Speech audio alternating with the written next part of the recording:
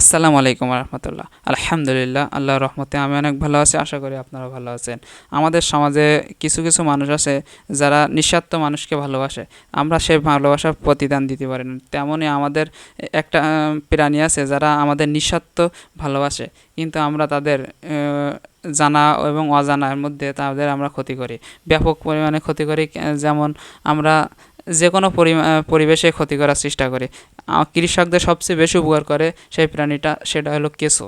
কেঁচো আমরা জানি হয় যে কেমন একটা বেড়া, এটা আমাদের কাছে কেমনই মনে হতে পারে, কিন্তু যারা একজন বিশেষজ্ঞ বলতে পারবে যে কেঁচোর গুণ কত।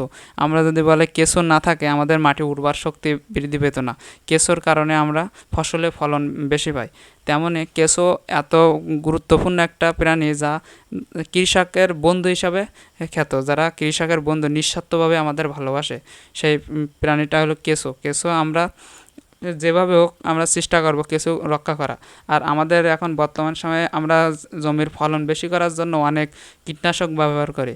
তার ভিতরে 5G বলে একটা দানাদার একটা কীটনাশক আছে, যা বিভিন্ন উপকারী পোকা মেরে ফেলে। আমরা এটা খেয়াল রাখবো যে এই 5G দানাটা জমিতে আর ব্যবহার না করবো। ইনশাল্লাহ আলহামদুলিল্লাহ সরকার এটা ব্যান করে দিয়েছে। আমরা চেষ্টা করবো। এটা অনেক অসৎ কৃষক তারা চেষ্টা করে জমির ফলন বৃদ্ধি করার জন্য এই 5G দানা ব্যবহার করে এখনও বর্তমানে। কিন্তু আমরা চেষ্টা করবো এই যারা এই 5G দানা ব্যবহার করে তাদের প্রতিরোধ করার। ঠিক তেমনই কেঁচো আমাদের ব্যাপক উপকার করে। সেই 5G দানার কারণে এই কেঁচো মারা যায়। আমরা চেষ্টা করবো এই 5G দানা সবসময় না ব্যবহার করার। আর একটা বিষয় অবগত করছি যে কেঁচো আমাদের এত পরিমাণ উপকারী একটা উপকার করে যে আমরা বলার বাহিরে। কেঁচো আমরা দেখতে পাচ্ছেন এই হাঁসের বাচ্চাগুলো এই কেঁচো খাওয়াচ্ছে। আমরা বলতে পারেন যে হাঁসের বাচ্চা আপনি কেঁচো খাওয়াচ্ছেন কেন? আমাদের এই গোবরে ব্যাপক পরিমাণে কেঁচো হয়েছে। এ কারণে আমরা চেষ্টা করছি যে আমাদের হাঁসে একটু অসুস্থ, পা পুড়ে যাচ্ছে। তাহলে বোঝেন যে কেঁচো কত ক্যালসিয়াম একটা প্রাণী। যে হাঁসের আমরা পা ফুরিয়ে গেলে আমরা বিভিন্ন সময় আমাদের এই গোবর থেকে হাঁসের কেঁচো খাওয়াই।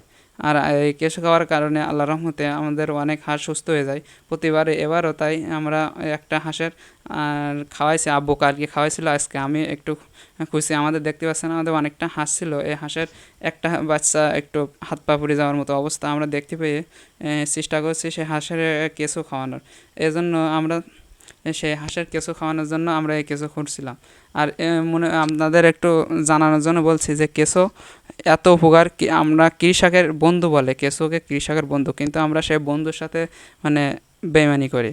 আমরা চেষ্টা করব যে এই কেঁচোর সাথে আমরা সেই কেঁচো রক্ষা করার জন্য আমরা সর্বোচ্চ চেষ্টা করব। কেঁচো যদি দেশে না থাকে আমাদের খাদ্য অভাব দেখা দেবে। যে দেশের যে মাটির উর্বর মাটির একসময় নাঙল বলা হয় কেঁচোকে, জমির নাঙল বলা হয়, যে নিচের মাটি উপরে তুলে দেয় এই কেঁচো।